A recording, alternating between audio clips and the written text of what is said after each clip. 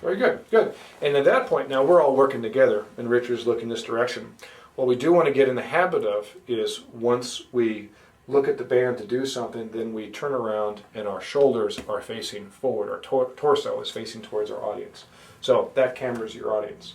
So just keep in mind as you're playing, after you're giving any signal to the band, then have your shoulders towards the audience. That way when we do any signals like breaks and such, then when I see your shoulders turn back, pretend I'm behind you, supporting you, when your shoulders turn back, even if I'm looking at the floor, I see your torso moving in my peripheral vision, then I look up and I know, okay, he wants to give me a signal.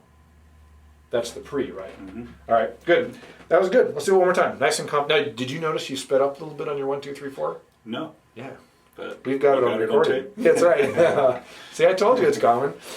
All right, one more time. Give me the speech. E shuffle from the 1, all in. To the point. 1, 2, 1, 2, 3, 4.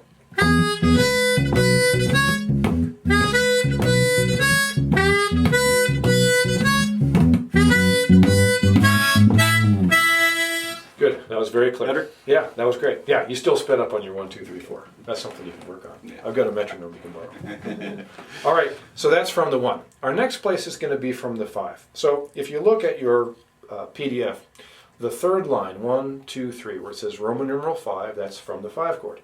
There is another 5 chord in the 12-bar blues progression, and that is the last 2 beats, commonly the last 2 beats to the last 4 beats of the 12-bar blues. So if you look at 1, 2, 3, and at the very end, you'll see a 5 chord there. And sometimes it's even parentheses, because that depends on where the 5 chord happens. And believe it or not, there isn't always a turnaround. There isn't always a 5 chord at the end there. They just keep it on the 1 chord. More on that later. So, when we say from the 5, it's measure 9 of the 12-bar blues progression, or line 3. And that started from the 1 draw, right? Let's try that together. 1, 2, from the 1 draw.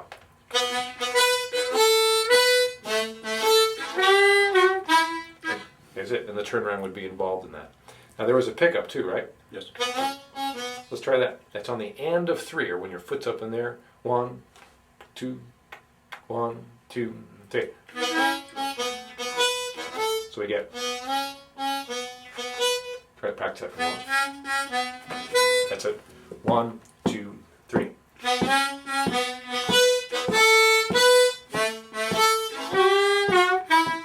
Good, yeah. Whether you put that pickup in there is totally up to you. So let's practice for a moment playing from the downbeat, the 5, right on the 1 draw, no pickup. So we say the speech, the same thing, it's E, shuffle, so that hasn't changed. What has changed is now we're starting in a different place from the 5, all in. It becomes more important here because it is very common to start from the 5 by yourself and the band comes in later. We're going to cover that. So with that in mind, this is where all in becomes a little bit more important. But so if you get in the habit of just saying all in when you want the band to start with you, then it's going to be easier to remember. All right, so here we go. We say E, shuffle from the 5, all in, and count the same count you did before. Don't play the pickup. Just go 1, 1, 4, dun, dun. All right, give me the speech. Okay. E, shuffle, all in on the 5. All right.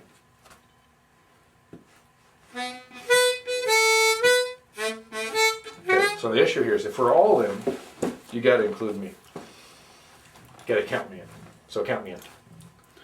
E, shuffle from the 5, all in. All right.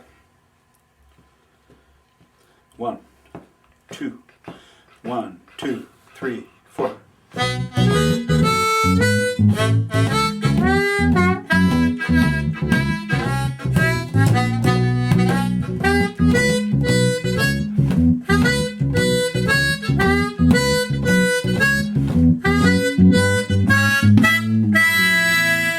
Very good. Very, very smooth. Good. Let's put our pickup in there. Now, if we're using the pickup, remember you're not going to go 1, 2, 1, 2, 3, 4, because our pickup is a beat and a half in length, right? 1, 2, 2, 1, 2, 2. So that's 1, 2, 3, 1, 2, 2. Now it's on the 5. So that means we can only count up to 3. It's 1, 2, 3. 1, 2, 2, start. So we'll get 1, 2, 1, 2, 3.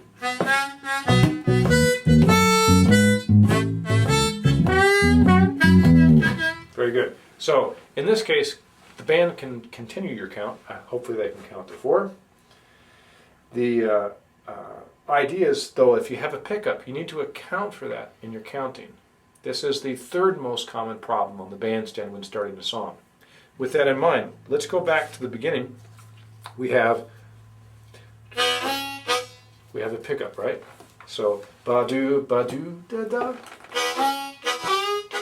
So if you look at the 12-bar blues progression, the last 3 notes, 1, 2 to 2 blow to 1, 2, that's a pickup to the return. I know it's separated, but it's just how music notation works, right? Mm-hmm. Practice that. Good.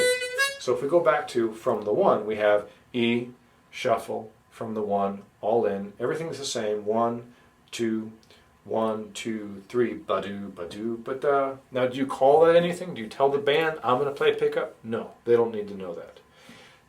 Playing with a blues band is the art of saying what you need to say and not saying something that doesn't have to be said.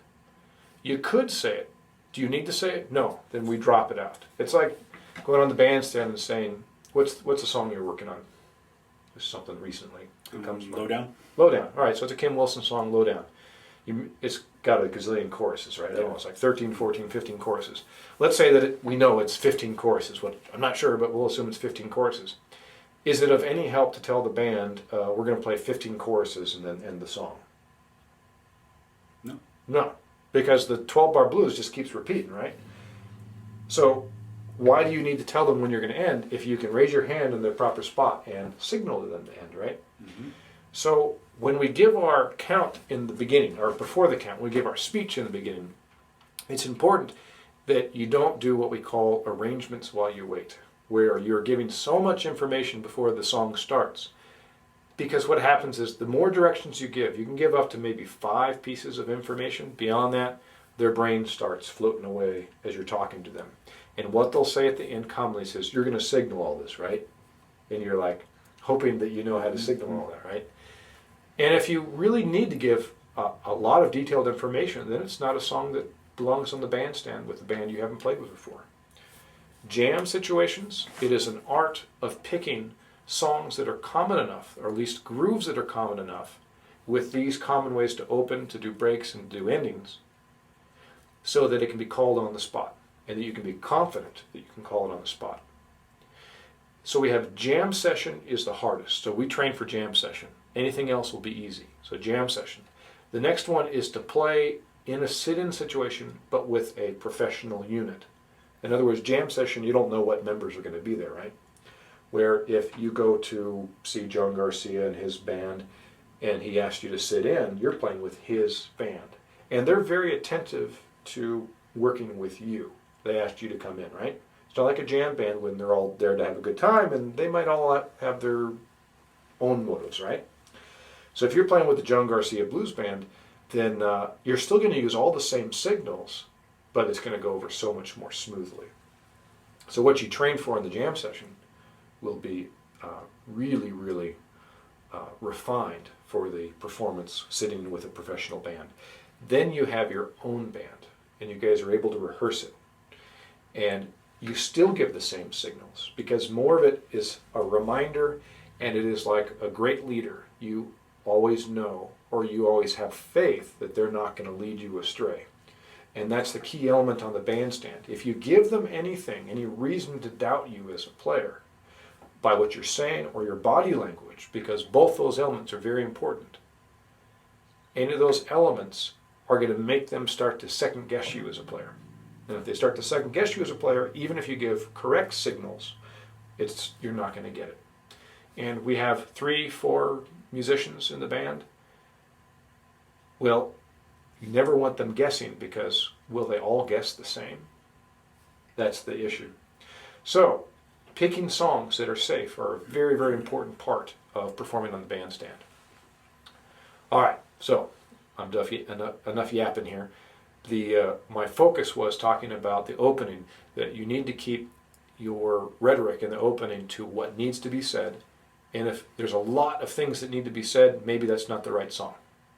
So in this case, we're just doing a pretty simple, straightforward thing. Sounds great, but straightforward thing. We were talking about the pickup. Do we need to tell them about the pickup? No, because the count pretty much stays the same. So if they don't need to know, we don't say it.